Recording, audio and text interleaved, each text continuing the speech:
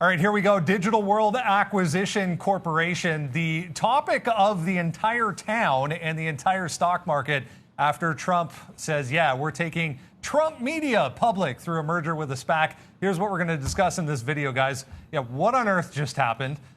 Where could this possibly go? And is this, in fact, another meme stock? Because a few people are discussing that. Few facts to understand. Digital World Acquisition Corporation, headed by Patrick Orlando, has a staggering $3 million invested in this deal. As of the open on Thursday morning, that investment was worth $423 million. Over here, another fund invested in this saying, yeah, they're out as of Friday morning, guys. What do we need to know here? Because this is a huge deal.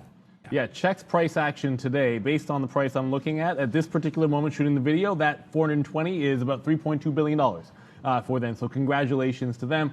Look, I mean, you want to talk about where something like this could go and whether it's a meme stock.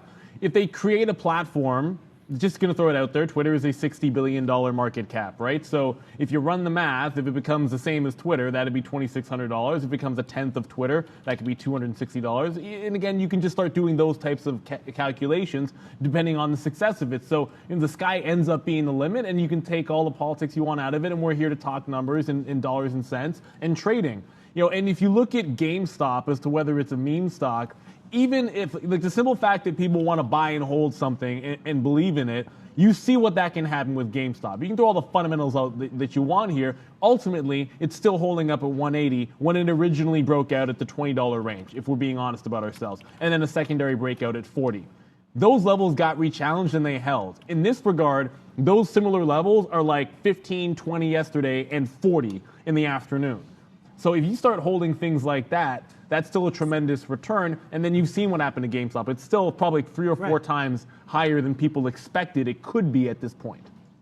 We always think that, these names are getting blown out of proportion and this and that. But I think what Neil said is exactly what people are hoping for. Maybe this turns out to be something. Maybe this is the new media here. And with a possible run in 2024 for President Trump, I mean, this stock may not be done. And DWAC is just part of it. There were some other ones today, including PHUN. Fun, that's out to the upside. And how did we trade it? I mean, we were scalping it early, making some plays. We even went short and took $3 on that back to VWAP. But then we went long there, and then went long there again at the halt, and then took out 60% live on the show at 175, and then unfortunately got the rest out around there, which wasn't fantastic. But the point is that if you're going to trade this, understand that there's going to be halts happening. This is going to be a very, very news-driven. There could be a headline out at any time. So I think if you're going to trade this, you have to be an active trader, Brendan, in front of your screen. Don't leave some orders there just pending. Make sure you have a plan of action. Use stop orders, use limit orders. But I mean, as a day trader,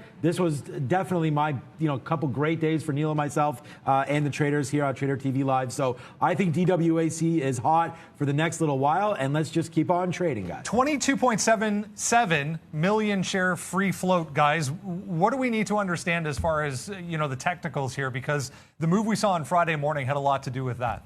Yeah. Yeah, it's a liquidity thing. Like I said, I had 27 shorts and 3 longs trading it, and it was fortunate enough to get out positive. But like when I look back, it was probably crazy. That number should have been in a third. And there were levels you could short. $50 was a great short. 15 was a great short. 20. There were certain areas where you have a stop, but you've got to know where you're wrong. You can't fight the trend with this one. You have to be able to trade the momentum and don't get stubborn. Have an out. No one ever went broke taking profit. All these things really matter if you want to jump into something like this. And don't forget about the warrants. So DWACW, you can actually trade also the warrants, which won't halt and have a lot of opportunity to go to the upside as well. Currently trading at about $37. So there's that possibility if you have a little bit less buying power to go. But I'm super excited about it. I don't think, Brendan, to answer your question, I don't think there's too many technical levels right now. Everybody's always going to be looking at even levels like 100, Neil, 125. No surprise that opened up at 175